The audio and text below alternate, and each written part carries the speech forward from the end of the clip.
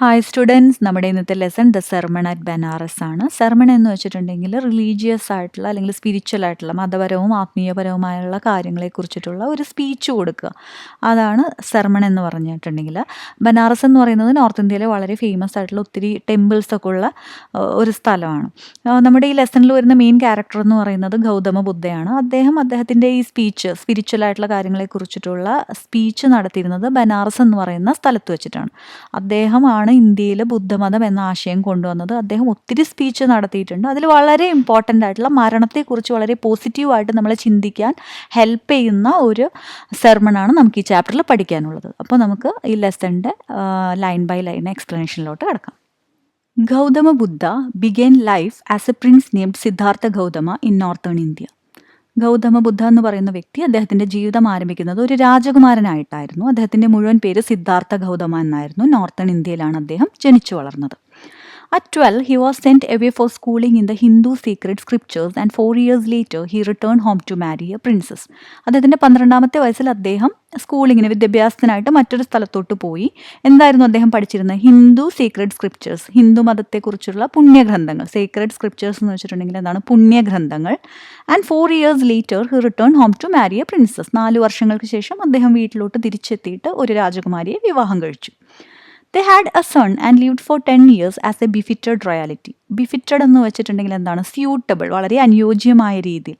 Royalty എന്ന് വെച്ചിട്ടുണ്ടെങ്കിൽ something about royal families. ഒരു രാജകുടുംബത്തിന് വളരെ അനുയോജ്യമായ രീതിയിലായിരുന്നു 10 വർഷത്തോളം അവർ ജീവിച്ചിരുന്നത്. At about the age of 25, the prince heretofore shielded from the sufferings of the world while out hunting chanced upon a sick man, then an aged man, then a funeral procession, and finally a monk begging for alms. അപ്പോൾ അദ്ദേഹത്തിൻ്റെ 25ാമത്തെ വയസ്സ് വരെ heretofore പല കാരണത്താലും shielded from the sufferings of the world, ഈ വേൾഡിൻ്റെ ലോകത്തിൻ്റെ പല ദുഃഖങ്ങളിൽ നിന്നും അദ്ദേഹത്തിന് ചുറ്റും ഒരു ഷീൽഡ് ഉണ്ടായിരുന്നു. കാരണം അദ്ദേഹം ഒരു രാജകുമാരനായിരുന്നു. അപ്പോൾ അദ്ദേഹം പുറം ലോകമായിട്ട് അങ്ങനെ ബന്ധപ്പെട്ടിരുന്നില്ല. അപ്പോൾ ഒരു 25ാമത്തെ വയസ്സ് വരെ പല കാരണത്താലും അദ്ദേഹത്തിന് ചുറ്റും ഒരു കവറിങ് ഉണ്ടായിരുന്നു ഇങ്ങനെയുള്ള കാര്യങ്ങളിൽ നിന്നും. While out hunting chanced upon a sick man. അപ്പോൾ അതിനിടയിലാണ് അദ്ദേഹം ഒരു അസുഖമുള്ള ഒരു വ്യക്തിയെ, ചാൻസ്ഡ് അപ്പോൺ എന്ന് വെച്ചിട്ടുണ്ടെങ്കിൽ ഒരു പല കാരണത്താലും അദ്ദേഹത്തിന് ഒരു ചാൻസ് വന്നപ്പോൾ മീറ്റ് ചെയ്യേണ്ട വന്നു. അതാണ് ചാൻസ്ഡ് അപ്പോണിൻ്റെ അർത്ഥം. അപ്പോൾ അദ്ദേഹം ഒരു സുഖമില്ലാത്തൊരു വ്യക്തിയെ കണ്ടുമുട്ടി. ദെൻ എൻ ഏജഡ് മാൻ, ഒരു പ്രായമായിട്ടുള്ള മനുഷ്യനെ കണ്ടു. Then A funeral procession. Funeral procession എന്ന് വെച്ചിട്ടുണ്ടെങ്കിൽ മരണശേഷം ആ ഡെഡ് ബോഡി കൊണ്ട് ആളുകൾ ഇങ്ങനെ പോകുന്ന ആ ഒരു കാഴ്ച കണ്ടു. And finally a monk begging for alms. അതിനുശേഷം അദ്ദേഹം ഒരു സന്യാസി, മോങ്ക് എന്ന് വെച്ചിട്ടുണ്ടെങ്കിൽ എന്താണ്? റിലീജിയസ് കാര്യങ്ങളൊക്കെ ചെയ്തു പോരുന്ന ഒരു സന്യാസിയെ പോലെയുള്ള ഒരു വ്യക്തി ബെഗ് ചെയ്യുന്നുണ്ട്. എന്തിനു വേണ്ടി? ആംസ് എന്ന് വെച്ചിട്ടുണ്ടെങ്കിൽ നമ്മൾ യാചിക്കില്ലേ, ഭിക്ഷ എന്ന് പറയില്ലേ, അതാണ് ആംസ് എന്ന് പറയുന്നത്. അപ്പോൾ ഇങ്ങനെ ഭിക്ഷ എടുക്കുന്നത് കണ്ടു. These sights so moved him that he at once became a beggar and went out into the world to seek enlightenment concerning the sorrows he had witnessed. അപ്പോൾ ഇത്തരം കാഴ്ചകൾ അദ്ദേഹത്തെ മാറ്റിയെടുക്കുകയും അദ്ദേഹം തന്നെ സ്വയം ഒരു യാചകനായി മാറാൻ തീരുമാനിക്കുകയും ചെയ്യുകയാണ്. അങ്ങനെ അദ്ദേഹം ഈ രാജകുടുംബം എല്ലാം വിട്ടെറിഞ്ഞ് ഒരു യാചകനായി മാറി. എന്നിട്ട് അദ്ദേഹം ഒരു പുതിയ ലോകത്തിലോട്ട് പ്രവേശിച്ചു. അവിടെ അദ്ദേഹം സാക്ഷിയായിട്ടുണ്ടായിരുന്ന ആ ദുരിതങ്ങളുടെ എല്ലാം യഥാർത്ഥ കാരണം, അതിനെക്കുറിച്ചുള്ള ആധികാരികമായ അറിവ് അദ്ദേഹത്തിന് വേണമെന്ന് തോന്നി. എൻലൈറ്റൻമെൻറ്റ് എന്ന് വെച്ചിട്ടുണ്ടെങ്കിൽ ഈ സ്പിരിച്വൽ ആയിട്ടുള്ള കാര്യങ്ങളെക്കുറിച്ചിട്ടുള്ള വളരെ ഡീപ്പായിട്ടുള്ള ആധികാരികമായിട്ടുള്ള അറിവെന്നാണ്. കറക്റ്റായിട്ട് മലയാളത്തിൽ അതിനെ പ്രബുദ്ധത എന്ന് പറയും. അപ്പോൾ ആ ലോകത്തുള്ള എല്ലാ ദുഃഖങ്ങളുടെയും യഥാർത്ഥ കാരണത്തെക്കുറിച്ച് ഡീപ്പായിട്ട് അറിയണമെന്ന് അദ്ദേഹം തീരുമാനിക്കുകയാണ്. He wandered for 7 years and finally sat down under a fig tree where he vowed to stay until enlightenment came.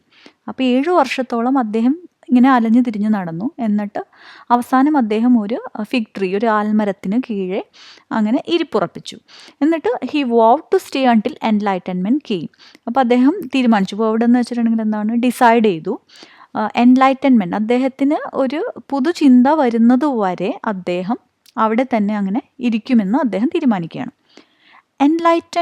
Enlightened after 7 days, he renamed the tree the Bo tree and began to teach and to share his new understandings. അപ്പോൾ 7 ദിവസങ്ങൾക്ക് ശേഷം അദ്ദേഹത്തിന് ഒരു enlightened feeling, അതായത് ഒരു ബോധോദയം എന്ന് പറയും, അങ്ങനെയുള്ള ഒരു പുതിയ ഒരു ബോധോദയം അദ്ദേഹത്തിന് ഉണ്ടാവുകയാണ് 7 ഡേയ്സിന് ശേഷം. ആ സമയത്ത് അദ്ദേഹം ഇരുന്നിരുന്ന ഫിഗ് ട്രീയുടെ താഴെയല്ലേ ഇരുന്നിരുന്നത്, ആ ട്രീയെ അദ്ദേഹം ബോ ട്രീ എന്ന് വിശേഷിപ്പിച്ചു. ബോ ട്രീ എന്ന് വെച്ചിട്ടുണ്ടെങ്കിൽ ട്രീ ഓഫ് വിസ്ഡം എന്നാണ് അർത്ഥം. And began to teach and to share his new understandings. എന്നിട്ട് അവിടെ ഇരുന്നുകൊണ്ട് അദ്ദേഹം ആളുകളെ പഠിപ്പിക്കാനും അദ്ദേഹം മനസ്സിലാക്കിയ കാര്യങ്ങളെല്ലാം മറ്റ് ജനങ്ങളുമായിട്ട് ഷെയർ ചെയ്യാനും തുടങ്ങി. At that point he became known as the Buddha. അപ്പോൾ ആ ഒരു സമയത്തിലാണ് അദ്ദേഹം ബുദ്ധ എന്ന് അറിയപ്പെടാനായിട്ട് തുടങ്ങിയത്. ബുദ്ധ എന്ന് വെച്ചിട്ടുണ്ടെങ്കിൽ എന്താണ് അർത്ഥം? ദ എവേക്കൺഡ് ഓർ ദ എൻലൈറ്റൻഡ്, ബോധോദയം ഉണ്ടായ വ്യക്തി എന്നുള്ള രീതിയിലാണ് ബുദ്ധ എന്ന് അദ്ദേഹത്തെ ആളുകൾ വിളിച്ചു തുടങ്ങിയത്. The Buddha preached his first sermon at the city of Benares, most holy of the dipping places on the river Gangas. That sermon has been preserved and is given here. Okay, അപ്പോൾ ബുദ്ധ അദ്ദേഹത്തിൻ്റെ first മതപ്രഭാഷണം നടത്തിയത് ബനാറസിലാണ്. That was the most holy of the dipping places on the river Ganga. Ganga നദി തീരത്തെ ഏറ്റവും നല്ല പുണ്യ സ്ഥലമായിരുന്നു ബനാറസ്. ഡിപ്പിംഗ് പ്ലേസസ് എന്ന് വെച്ചിട്ടുണ്ടെങ്കിൽ ഓരം അല്ലെങ്കിൽ കടവ് എന്നൊക്കെ പറയില്ലേ, തീരം. അപ്പോൾ ആ ഗംഗാ നദിയുടെ തീരത്തുള്ള ഏറ്റവും ഹോളി പ്ലേസ് ആയിട്ടുള്ള ബനാറസിലാണ് അദ്ദേഹത്തിൻ്റെ ഫസ്റ്റ് മതപ്രഭാഷണം നടത്തിയത്. That sermon has been preserved and is given here.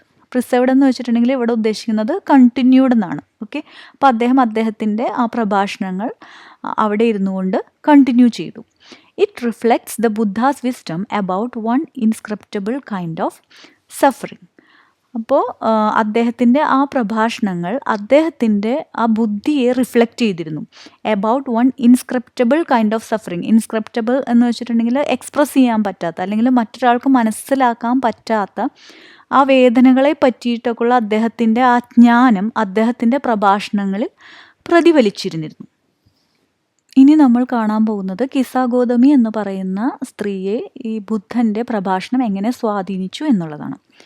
കിസാഗോതമി had an only son and he died. Kisagotami എന്ന് പറയുന്ന സ്ത്രീക്ക് ഒരേ മകനാണ് ഉണ്ടായിരുന്നത്, അവൻ മരിച്ചുപോയി. In her grief she carried the dead child to all her neighbours asking them for medicine and the people said she has lost her senses, the boy is dead. Grief എന്ന് വെച്ചിട്ടുണ്ടെങ്കിൽ കടുത്ത വേദന, കഠിനമായ ദുഃഖത്തിൽ അവർക്കൊരിക്കലും അവരുടെ മകൻ മരിച്ച കാര്യം ആക്സെപ്റ്റ് ചെയ്യാൻ പറ്റുന്നുണ്ടായിരുന്നില്ല. അവർ വിചാരിച്ചിരുന്നത് മകൻ എന്തോ അസുഖത്താൽ ഇങ്ങനെ മയങ്ങി കിടക്കുകയാണ്, അപ്പോൾ പ്രോപ്പറായിട്ടുള്ള മെഡിസിൻ കൊടുക്കുകയാണെങ്കിൽ അവൻ അതിൽ നിന്ന് ഉണരുമെന്നാണ് അവർ വിശ്വസിച്ചിരുന്നത്. അപ്പോൾ അതിനുവേണ്ടി അവർ നൈബേഴ്സിൻ്റെ അടുത്തൊക്കെ ചെന്ന് മരുന്ന് ചോദിക്കാൻ തുടങ്ങി മകനെ ഇങ്ങനെ ഉണർത്താനായിട്ട്. അപ്പോൾ ആളുകൾക്ക് മനസ്സിലായി ഈ കുട്ടി മരിച്ചിരിക്കുന്നു. അപ്പോൾ അവർ പറയാൻ തുടങ്ങി she has lost her census, അവൾക്ക് അവരുടെ ബോധം നശിച്ചിരിക്കുന്നു, ഈ കുട്ടി മരിച്ചിട്ടുണ്ടെന്ന് അവർ പറയാൻ തുടങ്ങി. At length, Kisagodami met a man who replied to her request, I cannot give thee medicine for the child, but I know a physician who can. At length എന്ന് വെച്ചിട്ടുണ്ടെങ്കിൽ after long time കിസാഗോതമി മറ്റൊരു വ്യക്തിയെ കണ്ടുമുട്ടുകയാണ്. അപ്പോൾ അദ്ദേഹം പറഞ്ഞു, എനിക്ക് മരുന്നൊന്നും ഈ കുട്ടിക്ക് തരാൻ അറിയില്ല, പക്ഷേ എനിക്കൊരു ഫിസീഷ്യനെ അറിയാം, ഇതിന് ചികിത്സിക്കാൻ പറ്റുന്ന ഒരു വ്യക്തിയെ എനിക്കറിയാമെന്ന് പറഞ്ഞു. And the girl said, Pray tell me, sir, who is it? And the man replied, Go to Salyamuni, the Buddha. അപ്പോൾ ഈ പെൺകുട്ടി ചോദിക്കുകയാണ്, കിസാഗോതമി ചോദിക്കുകയാണ് അദ്ദേഹത്തിൻ്റെ അടുത്ത്, പ്രേ ടെൽമി എന്ന് വെച്ചാൽ കൈൻഡ്ലി ടെൽമി, ആരാണ് അദ്ദേഹം എന്ന്. അപ്പോൾ അദ്ദേഹം തിരിച്ചു പറഞ്ഞു സാല്യമുനി, അതായത് ബുദ്ധയുടെ അടുത്തോട്ട് പോകാനായിട്ട്. Kisagotami repaired to Buddha and cried, lord and master give me the medicine that will cure my boy. Kisagotami ഇത് കേട്ടിട്ടുണ്ട്. റിപ്പയർഡ് എന്ന് വെച്ച് കഴിഞ്ഞാൽ ഇവിടെ ഉദ്ദേശിച്ചിരിക്കുന്നത് പെട്ടെന്ന് തന്നെ പോയി എന്നുള്ളതാണ്. അപ്പോൾ തന്നെ ആ സ്ത്രീ ബുദ്ധയുടെ അടുത്ത് പോയിട്ട് കരയാൻ തുടങ്ങി. എന്നിട്ട് മരുന്ന് ചോദിച്ചു, മകനെ ചികിത്സിക്കാനുള്ള മരുന്ന് ചോദിക്കാൻ തുടങ്ങി. The Buddha answered, I want a handful of mustard seed. And when the girl in her joy promised to procure it, the Buddha added, the mustard seed must be taken from a house where no one has lost a child, husband, parent or friend. ഇപ്പോൾ ബുദ്ധ തിരിച്ചു പറയുകയാണ്, അദ്ദേഹത്തിന് കൈ നിറയെ mustard seeds വേണം, കടുക് മണികൾ വേണം. ഇത് കേട്ട വശം കിസാഗോതമിക്ക് സന്തോഷമായി. കാരണം മസ്റ്റാർഡ് സീഡ്സ് എന്ന് പറഞ്ഞിട്ടുണ്ടെങ്കിൽ കിട്ടാൻ വളരെ എളുപ്പമുള്ള കാര്യമാണ് അല്ലേ. And when the girl in her joy promise to procure it. അപ്പോൾ ആ സന്തോഷത്തിൽ അവൾ പെട്ടെന്ന് തന്നെ ഇത് പ്രൊക്യൂർ എന്ന് വെച്ചിട്ടുണ്ടെങ്കിൽ എന്താണ്, ഗെറ്റ് അല്ലെങ്കിൽ ഒബ്റ്റൈൻ, ഇപ്പോൾ തന്നെ അത് കൊണ്ടുവന്ന് കൊടുക്കാമെന്ന് അവൾ പ്രോമിസ് ചെയ്യുകയാണ്. ആ സമയത്ത് ബുദ്ധ ആഡ് ചെയ്തു, എന്താണ് അദ്ദേഹം പറഞ്ഞത്, the mustard seed must be taken from a house where no one has lost a child, husband, parent or friend. Mustard seeds നീ എടുക്കുന്ന വീട്ടിൽ ഒരു വ്യക്തി പോലും, ഒരു കുട്ടിയോ അല്ലെങ്കിൽ ഒരു ഭർത്താവോ അല്ലെങ്കിൽ മാതാപിതാക്കളിൽ ഒരാളോ അല്ലെങ്കിൽ ഒരു ഫ്രണ്ടോ ഒന്നും മരണപ്പെട്ട വീട്ടിൽ നിന്നായിരിക്കരുത് നീ മസ്റ്റാർഡ് സീഡ്സ് എനിക്ക് കൊണ്ടുവന്ന് തരുന്നതെന്ന് അദ്ദേഹം കൂട്ടിച്ചേർത്തു.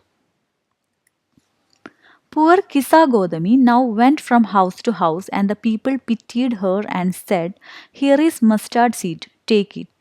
ഓക്കെ, അപ്പോൾ ഇത് കേട്ട വശം കിസ ഗൗതമി ഓരോ വീടുകളിൽ കയറി ഇറങ്ങാൻ തുടങ്ങി. അപ്പോൾ ആ സമയത്ത് people pitied her and said, okay, അവർക്ക് ഇവരുടെ ഒരു അവസ്ഥ കണ്ടിട്ട് കരുണ തോന്നി. അവരുടെ കരുണ കാണിക്കുകയും എന്നിട്ട് വളരെ മയത്തിൽ പറയുകയും ചെയ്തു, ഇവിടെ മസ്റ്റാർഡ് ഉണ്ട്, നിങ്ങൾക്കത് എടുക്കാൻ കഴിയും. But when she asked, did a son or daughter, a father or mother die in your family? They answered her, alas, the living are few, but the dead are many. അപ്പോൾ mustard seeds ചോദിച്ചപ്പോൾ ആളുകൾ വേഗം തന്നെ അത് കൊടുക്കാമെന്ന് പറഞ്ഞു. പക്ഷേ ആ സമയത്ത് അവൾ ചോദിക്കുകയാണ്, ഇവിടെ നിങ്ങളുടെ മകനോ മകളോ അല്ലെങ്കിൽ അച്ഛനോ അമ്മയോ ആരെങ്കിലും മരണപ്പെട്ടിട്ടുണ്ടോ എന്ന് ചോദിക്കുമ്പോൾ അവർ പറഞ്ഞു, തീർച്ചയായിട്ടും ഉണ്ട്, ഇവിടെ ലിവിങ് ആർ ഫ്യൂ, ഓക്കെ, ജീവിച്ചിരിക്കുന്നവർ കുറവാണ്, പക്ഷേ but the dead are many, മരിച്ചവരാണ് അധികവും ഉള്ളതെന്ന് അവർ മറുപടി പറയുകയാണ്. Do not remind us of our deepest grief. എന്നിട്ട് ആ ആളുകളൊക്കെ ഇവരോട് പറയാൻ തുടങ്ങി, ഞങ്ങളാ മറക്കാൻ ആഗ്രഹിക്കുന്ന അവരുടെ ഡീപ്പസ്റ്റ് ഗ്രീഫ്, അതിനെക്കുറിച്ച് ഓർമ്മിപ്പിക്കരുത്, അവരുടെ കഠിനമായ ദുഃഖങ്ങളെ കുറിച്ചിട്ട് അവരോട് ഓർമ്മിപ്പിക്കരുതെന്ന് അവർ തിരിച്ച് കിസ ഗൗതമിയുടെ അടുത്ത് റിക്വസ്റ്റ് ചെയ്യുകയാണ്. And there was no house but some beloved one had died in it. അപ്പോൾ അവിടെ ഒരു വീട് പോലും അവർക്ക് കണ്ടുപിടിക്കാൻ കഴിഞ്ഞില്ല. പ്രിയപ്പെട്ട ആരെങ്കിലും മരണപ്പെടാത്തൊരു വീട് അവർക്ക് അവിടെ എങ്ങും കണ്ടുപിടിക്കാൻ കഴിഞ്ഞില്ല. Kisa Godami became weary and hopeless and sat down at the wayside, watching the lights of the city as they flickered up and were extinguished again. പിന്നെ കിസ ഗൗതമി ഇങ്ങനെ നടന്ന് അവർക്ക് ഒരു റിസൾട്ട് കിട്ടിയില്ല. അപ്പോൾ അവർ വെയറി ആൻഡ് ഹോപ്പ്ലെസ്, വെയറി എന്ന് വെച്ചിട്ടുണ്ടെങ്കിൽ ടയേർഡ് എന്നാണ് അർത്ഥം, ക്ഷീണിതയായി, ആൻഡ് ഹോപ്പ്ലെസ്, അവർക്കൊരു വിശ്വാസം നഷ്ടപ്പെടുകയും ചെയ്തു. ഇങ്ങനെ മസ്റ്റാർഡ് സീഡ്സ് കിട്ടുമെന്നുള്ളൊരു വിശ്വാസം അവർക്ക് നഷ്ടപ്പെട്ടു. And sat down at the wayside watching the lights of the city as they flickered up and were extinguished again. അങ്ങനെ അവൾ ക്ഷീണിതയായിട്ട് വഴിയരികിൽ ഇരുന്നു കൊണ്ട് സിറ്റിയിലെ ലൈറ്റ്സ് വീക്ഷിക്കാൻ തുടങ്ങി. അപ്പോൾ അവർ നോക്കുമ്പോൾ ലൈറ്റ്സ് ഇങ്ങനെ ഫ്ലിക്കേർഡ് അപ്പ് എന്ന് വെച്ചാൽ ലൈറ്റ് പ്രകാശിക്കുന്നതും കണ്ടിരുന്നു, അതേസമയം അത് കെടുന്നതും കണ്ടിരുന്നു. At last the darkness of the night reigned everywhere. അപ്പോൾ ഫൈനലി അവരിങ്ങനെ നടന്ന് രാത്രിയായി, അപ്പോൾ ഇരുട്ട് പടരാൻ തുടങ്ങി എല്ലായിടത്തും. And she considered the fate of men that their lives flicker up and are extinguished again. അപ്പോൾ അവൾ മനുഷ്യൻ്റെ ആ ഒരു അവസ്ഥയെയും ഈ ലൈറ്റായിട്ട് കമ്പയർ ചെയ്തു. ഇതുപോലെ പ്രകാശിക്കും, കുറച്ച് കഴിയുമ്പോൾ അത് കെട്ടുപോകും. And she thought to herself, how selfish am in my grief. അങ്ങനെ അവൾ സ്വയം ചിന്തിക്കാൻ തുടങ്ങി, ഞാൻ എന്ത് സ്വാർത്ഥയാണ് എൻ്റെ ദുഃഖത്തിൽ. Death is common to all. മരണമെന്ന് പറയുന്നത് എല്ലാവർക്കും ഉള്ളതാണ്. Yet in this valley of desolation, valley of desolation എന്ന് വെച്ചിട്ടുണ്ടെങ്കിൽ ദുഃഖങ്ങളുടെ ഒരു ലോകത്ത് നിന്ന് ദർ ഇസ് എ പാത്ത്, അവിടെ നിന്ന് ഒരു മാർഗമുണ്ട്. That leads him to immortality who has surrendered all selfishness. അവിടെ നിന്നും ഇമ്മോർട്ടാലിറ്റി എന്ന് വെച്ചിട്ടുണ്ടെങ്കിൽ മരണമില്ലാത്ത അവസ്ഥ. ഇവിടെ ഉദ്ദേശിച്ചിരിക്കുന്നത് മരണത്തിന് ശേഷമുള്ള അവസ്ഥയാണ്. മരിച്ചൊരു വ്യക്തിക്ക് പിന്നീട് ഒരിക്കൽ കൂടെ മരണപ്പെടാനായിട്ട് സാധിക്കില്ല. അപ്പോൾ ഈ ദുഃഖങ്ങളുടെ ലോകത്ത് നിന്ന് മരണമില്ലാത്തൊരു ലോകത്തേക്കുള്ള ഒരു വഴിയുണ്ട്. അവിടെ who has surrendered all selfishness, അവിടെ അവരുടെ എല്ലാ സ്വാർത്ഥതകളെയും സറണ്ടർ ചെയ്യുകയാണ്. എല്ലാം ത്യജിച്ചുകൊണ്ട് അവർക്ക് ഇമ്മോർട്ടാലിറ്റി സ്റ്റേറ്റിലോട്ട് എത്തുന്ന ഒരു വഴി ഈ ദുഃഖങ്ങളുടെ ലോകത്തു നിന്നും ഉണ്ടെന്ന് അവൾ സ്വയം തിരിച്ചറിയുകയാണ് അവിടെ ഇരുന്നുകൊണ്ട്. ഇനി ബുദ്ധ കിസ ഗൗതമിയുടെ അടുത്ത് നടത്തിയ സെർമൺ, അതായത് പ്രഭാഷണമാണ് ഇനി നമ്മൾ കാണാൻ പോകുന്നത്. The Buddha said, the life of mortals in this world is troubled and brief and combined with pain. Mortals എന്ന് വിശേഷിപ്പിക്കുന്നത് ഇവിടെ മനുഷ്യരെ തന്നെയാണ്. ഒരിക്കൽ ജനിച്ചവർ എന്തായാലും മരിക്കും. അപ്പോൾ മരണപ്പെടുന്നവർ എന്നാണ് അദ്ദേഹം മനുഷ്യരെ ഇവിടെ വിശേഷിപ്പിക്കുന്നത്. അപ്പോൾ മോർട്ടൽസിൻ്റെ ജീവിതം എന്ന് പറയുന്നത് ട്രബിൾഡ് ആണ്, പ്രശ്നങ്ങൾ നിറഞ്ഞതാണ്. ആൻഡ് ബ്രീഫ്, ചുരുങ്ങിയ കാലത്തേക്കുള്ളതാണ്. ആൻഡ് കമ്പൈൻഡ് വിത്ത് പെയിൻ, വേദനകൾ നിറഞ്ഞതാണ്. For there is not any means by which those that have been born can avoid die. അപ്പോൾ ഒരു അർത്ഥവുമില്ലാത്തൊരു കാര്യമാണ്. There is not any means, അല്ലേ, അങ്ങനെയുള്ള ഒരു അർത്ഥവുമില്ല. ഒരിക്കൽ ജനിച്ചവർക്ക് മരണം അവോയ്ഡ് ചെയ്യാൻ പറ്റുമെന്നുള്ളതിന് ഒരു അർത്ഥവുമില്ല.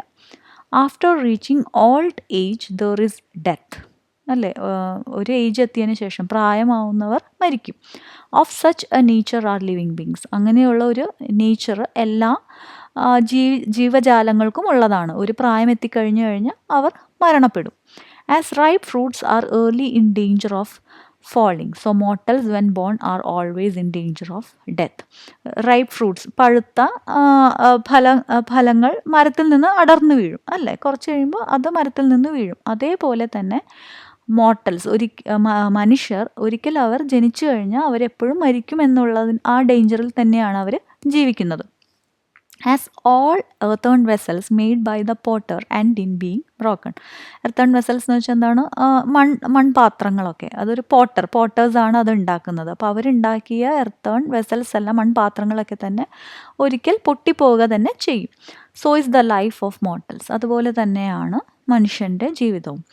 Both young and adult, both those who are fools and those who are wise, all fall into the power of death. All are subject to death. Both young and adult അല്ലേ, വളരെ young ആയിട്ടുള്ളവരായിരിക്കട്ടെ adult ആയിട്ടുള്ളവരായിരിക്കട്ടെ, ആർക്കും മരണത്തിൽ നിന്ന് ഒരു എക്സെപ്ഷനും ഇല്ല. അതുപോലെ തന്നെ both those who are fools and those who are wise, വിഡ്ഢികളായിട്ടുള്ളവർക്കും ബുദ്ധിമാന്മാരായിട്ടുള്ളവർക്കും എല്ലാവർക്കും മരണത്തിൻ്റെ ആ ഒരു ശക്തിയിലോട്ട് വീഴുക എന്നുള്ളത് പറഞ്ഞിട്ടുള്ളതാണ്. They all fall into the power of death, all are subject to death. മരണം ആർക്കും ഒഴിവാക്കാൻ പറ്റുന്ന ഒന്നല്ല എന്ന് അദ്ദേഹം പറഞ്ഞു കൊടുക്കുകയാണ്.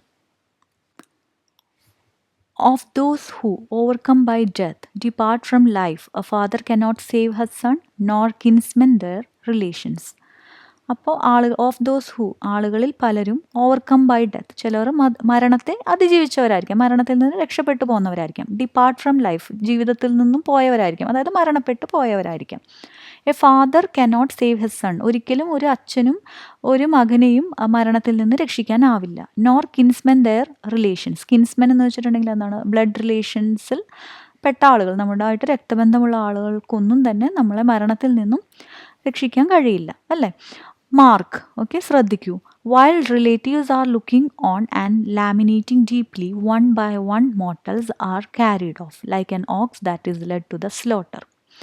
അപ്പോൾ റിലേറ്റീവ്സ് ലാമിനേറ്റിംഗ് ഡീപ്ലി എന്ന് വെച്ചിട്ടുണ്ടെങ്കിൽ, ലാമിനേറ്റിംഗ് എന്ന് വെച്ചിട്ടുണ്ടെങ്കിൽ എന്താണ്? അവരുടെ ദുഃഖം എക്സ്പ്രസ് ചെയ്യാം. അതായത് ഓരോ മരിച്ചവരും ക്യാരി ചെയ്യപ്പെടുമ്പോൾ, മരിച്ചവരെ കൊണ്ടുപോകുമ്പോഴും റിലേറ്റീവ്സ് എല്ലാം അവരുടെ ആ ദുഃഖം എക്സ്പ്രസ് ചെയ്യാറുണ്ട്. അതിനെ അദ്ദേഹം കമ്പയർ ചെയ്യുന്നത് ox is led to the slaughter. Slaughter എന്ന് വെച്ചിട്ടുണ്ടെങ്കിൽ ഫുഡിന് വേണ്ടിയിട്ട് കില്ല് ചെയ്യാം. അപ്പോൾ ഓക്സ് എന്ന് പറയുന്ന ആനിമലിനെ ഫുഡിന് വേണ്ടിയിട്ട് കില്ല് ചെയ്യാനായിട്ട് ആ മൃഗത്തെ കൊണ്ടുപോകുമ്പോൾ ആളുകൾ നോക്കി നിൽക്കും. അതുപോലെ തന്നെയാണ് ഓരോരുത്തരും മരണപ്പെട്ടു പോകുമ്പോൾ അവരുടെ പ്രിയപ്പെട്ടവരൊക്കെ അവരുടെ ദുഃഖം എക്സ്പ്രസ് ചെയ്യുന്നത്. അതായത് ഇതൊക്കെ ക്ഷണികമാണ്, കുറച്ച് കഴിയുമ്പോൾ എല്ലാവരും അത് മറന്നു തുടങ്ങും. So the world is afflicted with death and decay, therefore the wise do not grieve, knowing the terms of the world. അപ്പോൾ അദ്ദേഹം പറയുകയാണ്, ഈ ലോകം എന്ന് പറയുന്നത് അഫ്ലിക്റ്റഡ് എന്ന് വെച്ചിട്ടുണ്ടെങ്കിൽ അഫക്റ്റഡ്, ഓക്കെ, എഫക്റ്റ് ചെയ്യപ്പെടുന്നത് ഡെത്ത് ആൻഡ് ഡീക്കെ, മരണവും ഡീക്കെ എന്ന് വെച്ചാൽ എന്താണ്? പയ്യെ നശിച്ചു പോവുക. അപ്പോൾ മരണവും നാശവും കൊണ്ടൊക്കെ തന്നെ ഈ ലോകം എഫക്റ്റ് ചെയ്യപ്പെട്ടിരിക്കുകയാണ്.